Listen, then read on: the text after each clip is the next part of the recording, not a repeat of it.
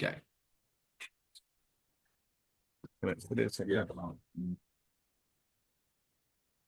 Hi everyone, I've got Josh Bryan this morning with me from Analysis Pro. I've known Josh for a few years, and we touched base the other day, and we were talking about analysis of sport in schools, and I thought it'd be good to get Josh on to share his expertise and give us some top tips. So first of all, Josh, thanks very much for coming on, and perhaps you could share a bit about what you do at Analysis Pro and how you think, analysis uh, could help directors of sport, maybe how they could do it better. Yeah, perfect. Thanks, Chris. Yeah, so our company Analysis Pro, we are video analysis consultants. So we work with a range of teams and organizations from grassroots up to elite levels, and it's all about helping everyone kind of get those benefits that will typically happen at the elite level. Because as long as you can video something and get some footage, I firmly believe you've got a chance to increase understanding and yeah, learning and ultimately performance if that's where you're aiming at. So, like I said, we work with a lot of top teams, and we want to kind of filter down those processes and workflows that people have, and we kind of break that process down. Try and think of it in three different methods. So, shoot, analyze, share. And I think if people wanted to really benefit from video analysis, if you let's anchor around those 3 points, you go, right, shoot, how am I getting my footage? And obviously now we're lucky enough to have lots of solutions like VO and automated filming, whereas it always used to be the stumbling block that, we haven't got anyone to film. We haven't got any footage. But now there's a lot more opportunities, even just filming on an iPhone or anything. You can get video a lot easier. So think about how we get the video, then that important step of analyze, and doesn't have to be so specific as what's all the data, what are all the different points we're getting, but what do I want to get from this video that can help increase understanding and affect change? Then ultimately, and this is where I work with a lot of teams that do some really good processes because we think about engagement for players. How do we share that? Have we got platforms that can make it easier to access? But also, what's the way that we can communicate our message better, and present that information in a way that players and students will pick up on and learn from. So, yeah, they're kind of three areas that I think if anyone was thinking, right, we're doing video analysis, how can we understand what we're doing better, or where can we break it down? Kind of put it in those three chunks is hopefully a nice way to break it apart as well. Yeah, and you obviously spoke there Um, about engagement, and I think that's the important thing is how can we engage pupils? And I do a school visit every week, and quite often I can see a boy or a girl, in the common room or in a meeting, and they're watching their game from last night, and a lot of the time they watched the whole game, which yeah, is great. But how can we engage yeah. pupils more? What are your top tips, if you like, for doing that, Josh? Yeah, so I think it's a tricky one because it's not a one size fits all, but Yeah. I think just ease of access helps number one. And like we said, there's a lot of online platforms and groups. Some people do WhatsApp messages. I think there's better ways of doing things rather than that. We have an online platform that you can put stuff up and you've got a bit more control and you can manage those conversations better. And I think that's important around engagement because giving people access to the full video is great. We want to just lead the horse to the water, but in this case, I think we need to teach the horse how to best drink that Yeah. water. That's a Yeah. terrible analogy, but let's Yeah. go with that. Yeah. Um, and start by just, a few clips of everyone always wants to see the good things. Yeah. And if we can start with here's some highlights, then we get people in a bit more of a relaxed state to say, oh, yeah, I remember that bit. And there might be some conversations that happen. People will then be in a position that they'll probably reflect back on the game and then are probably more open to seeing some of the other parts and areas for growth and understanding that we get from it. I was speaking with that there was a coach, football coach. Who did he have? Was it Northern Ireland? I think it was an age range of 16, 15 to 16-year-olds. And they would always do a a video session. Now, we don't all have that ability to say, right, everyone in the room, we're doing a full video presentation and a session together. But they were doing that, and they only had 10 minutes for that actual video meeting, which I think is plenty long enough as well, because that's one of the key things that will be not good for engagement is if you sit there for half an hour going Mm. through millions of things, then Yeah. everyone will switch off. Yeah. Anyway, one of the things they did before they started the meeting, a little bit of kind of rules of engagement. The meeting's starting at this time. We're going to run through this. So we're telling people what to happen, but they'd turn up to the room early, make sure they're on time, and then there would be kind of a loop of some key clips that were just playing through. So before I've even started to talk about what I want you to look at from the video, the players are all coming in and seeing the clips and starting to discuss together. Yeah. There'd be some funny bits or just really good moments, different parts. And those conversations will then naturally happen, and you're kind of getting people into that zone ahead of them actually watching or listening to the feedback you're going to give them around that video. And also something that really helps if we think about personally, I think 10 minutes is perhaps also too long for a video session. Yeah. I want, if you're coming into a session with me, I want maybe 3 clips to get my point across. Yeah. That's all I need. If I have to sit there and go, Chris, watch these 10 clips and understand this stuff, Yeah. no chance you're going to remember what happened in clip 1 or Yeah. 4 or 7. You'll probably remember clip 9 and 10. But if I have one theme that I want you to understand from this session, I've got 3 clips. And if I add some drawings to those clips, I can then really show you what I want you to see and I want you to look at. And using pauses in video, drawings to highlight an area, we're actually then teaching players what to look for in the video Yeah. because that's the skill to learn. Because everyone will start by just watching the video and just watching themselves. Yeah. That's how we all watch a video. If anyone films anything, you just look for yourself and you concentrating on what you're doing. Um, but over time, and then that education around, okay, let's pause the video here. What does our shape look like? What's everyone else in your unit doing? And you're then teaching those analytical skills and how to basically view a game and view footage. Yeah, I love that sort of early bird activity. I'm a great fan of when a pupil turns up to any lesson, they should be able to do something straight away. They shouldn't have to wait for everybody to join. And, if you've just got something on a loop and then your mate turns up and like you say, it's an organic process. And we're all told, like our halftime team talk, Mm.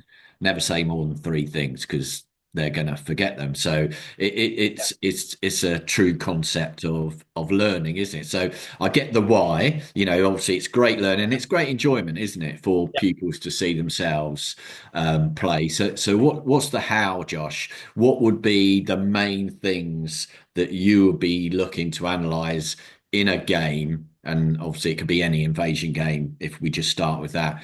How would you recommend that coaches do that? Yeah, that's a good point because I think when people start using, software or online platforms that, okay, I want to clip up some stuff, the default is we might think, okay, what are the team-based actions? What's the set piece? What are the scoring opportunities? And I'll just clip up those things because I kind of see those stats on TV and I've maybe received that myself. Yeah. But actually, I think just look at how you coach that team. What's the way that you're trying to play? How are you trying to develop those players? Yeah. And just make clips of that. Yeah. Ultimately, and it may well be, we might be at a level of rugby where I really need to understand the set piece, so I need to clip that up. Absolutely fine. But if actually what we're trying to do is we're trying to play really wide or flood different channels or have a certain amount of players in different areas of the pitch, Yeah. that's what I'm trying to coach students, coach my players with. Now I'll just clip up those moments so I can show when we're doing it well, when we're not doing it well. So then people have got a model of best performance. This is us doing it really well. This is what it looks like in the game. I can now visually see it. And this is when it doesn't look so well. And I know how to then rectify it and make it good. So you just align it with the way that you coach and the way that you want to play. And you could just start there and you could have, again, 3 clips on this is our shape when we're doing it well. Yeah. And I think you're right. Pupils at first want to watch the whole game, and they normally want to see the funny bits, like when Johnny tripped over, or did you see my mum in the crowd? Then you've got your highlights reel, which again is Yeah. exciting. But what you're saying is really we need Yeah. just a short video of Yeah. coaching tips on one theme rather than and Yeah. narrow it down, and we all know in a Yeah. lesson in any game there could be a million things to work on, but if we focus on 1, 2, or 3 points, so I think that's really good advice to sort of narrow it down away from the highlights reel, which is exciting, but let's narrow it down to coaching points. Thanks for that. And did you want to share anything Yeah. else there, Josh? I know you had a couple of things you wanted Yeah. So to share. maybe I'll just, yeah, if I share my screen, can you see that here, Yep. Chris? Yep, got it. Yeah. So just so people know, this is our website, analysispro.com. Lots of great areas you can come through here and learn lots of different stuff. Even in our blog, so up in our resources and our support area, we've got some really good webinars Yeah. and some courses and lots of resources from how lots of people in the field are increasing engagement with younger players. There's a really good webinar we did with David Faulkner Yeah. about engaging youth players, which is a really good one to share and see. Yeah. But then one of the platforms that we provide that would be useful for people to see is Sport Hub. So kind of those key things we're talking about of engaging players. And I think a big one here, particularly as working in a school, working with teams, there's time is a tricky thing for us. So what we need to do is kind of remove a bottleneck that we're the only ones that clip stuff up or give access. And there's a lot of, I think online platforms like Sport Hub, as I said, give an option for empowering because we can put some tools in the hands of students, in the hands of coaches that work with us, so that they could be, on a platform. So this is Sport Hub that I'm showing here, which for players and students. Sorry, my nomenclature is all over with players, athletes. I'll mix it up as we go through. But starts off with this kind of social media look and feel. So Yeah. they'll be typically accessing from a phone, and this looks familiar to what they want. Yeah. So a way to increase engagement is have familiarity. So if I Yeah. can pick up something that looks similar, okay, here's a post, Yeah. and this is an example of a player who's creating clips themselves and then is starting a conversation around it. So this is an area that we increase understanding and communication by sharing content in a way. And I can start by just putting my video up on this platform, and I could even clip this up online. So we talk about the way that we want to coach, the way that we want the team to run through. So we might make buttons for that. And this is just to show that this is a completely online platform that I could be going and creating clips, adding information into this. And then once I've got these clips, this information that I want to share, I could be watching this back through. I can pause.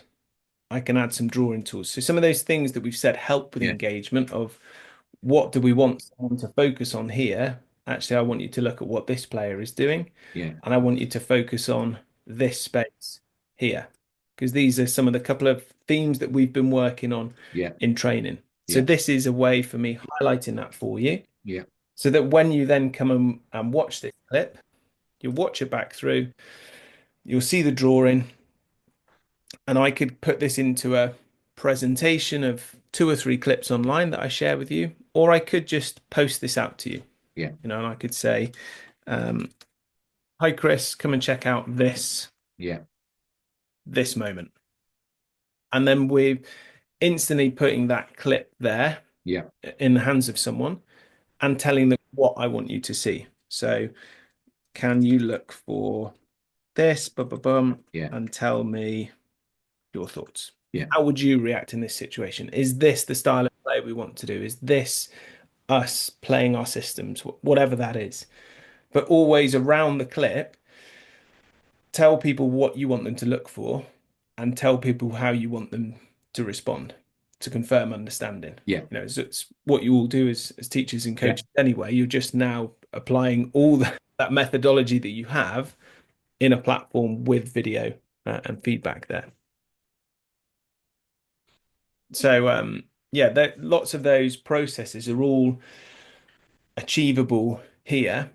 And where Sport Hub works really well is that the big thing is letting everyone do this process. So it doesn't have to just be that bottleneck approach. Yeah. I can give access to students and players for doing this tagging Yeah. online. Yeah. I can have, you know, 4 or 5 different people that are creating bits of analysis on this. And we use Sport Hub is used in like performance analysis courses where there'll be students that are going and tagging a Yeah. game and all working on a video here in a collaborative space. But you can apply that to, okay, you three are or you're our pack leader, for example, in rugby, or you're our defensive leader in football. Can you go on and create some clips that you want to discuss with the team? Yeah. Then we're really giving ownership and Yeah. empowering those players to do more from it. Yeah. I So agree. yeah, I think whatever platform. Obviously, Sport Hub really helps with that, but just think about that access to video and ownership and empowering people to take more on themselves. I think then that really, really helps with all the engagement and all actually getting benefits from that. That's brilliant, Josh. And you've shared the video as well with David Faulkner, who's done quite a lot of work for us at PADSIS, and I've seen it. It's excellent. So I'll add that link in as well, so PADSIS members can see that. But there's been some great top Yeah. tips and simple stuff, and that's a lot of the time what it is, making sure that our pupils are engaged, they're learning, and they're enjoying it at the same time. And if we can Mm. give them some responsibility with the analysis themselves, I think that's a great thing to do as well. That's brilliant, Joshua. Thanks very much for your Yeah. time this morning. Perfect. Really appreciate it, and I Pleasure. will hopefully catch up with you soon. Thanks very much. Yeah, brilliant. Thanks. Cheers, Chris. Take care.